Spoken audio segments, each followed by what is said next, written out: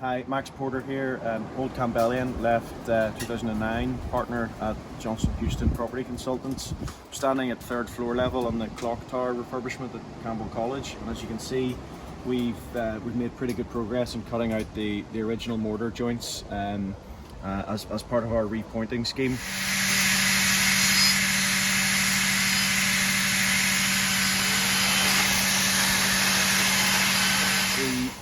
The original mortar was a lime-based mortar with a coal ash aggregate throughout it. As you can see, as we pan around to the right-hand side here, we have got 8 samples completed. Stonemason's been working the last couple of weeks.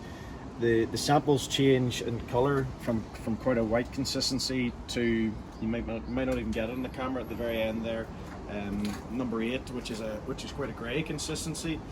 All done with a lime mortar, and if you just zoom in on this one, you can actually see quite clearly the black specks are coal ash, basically the type of stuff you find at the bottom of your coal bucket. That was the original specification. Has to be done in lime, given that the walls are solid walls. They need to allow some room to breathe and allow any moisture in the walls to come back out. Typically your new properties are done with a sand cement mortar. The cement just doesn't lend itself to these historic buildings.